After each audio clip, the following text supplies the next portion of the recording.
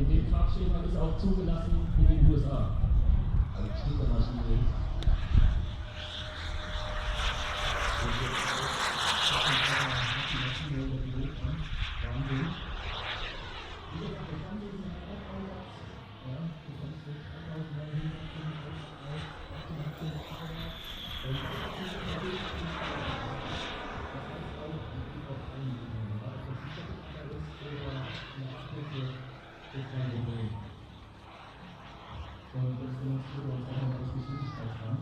Und da seht ihr auch, dass man als Anfänger irgendwie super zurechtkommt, weil es ist dann auf einem ganzen Tag Schrittgeschwindigkeit und das verbessert das Auto.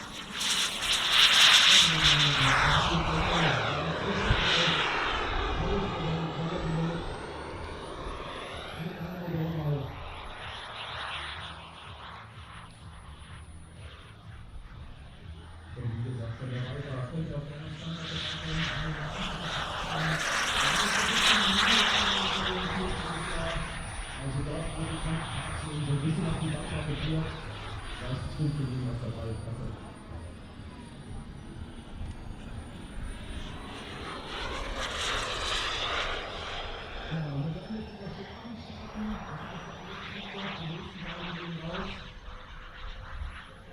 Und dann wird alles wieder weiter.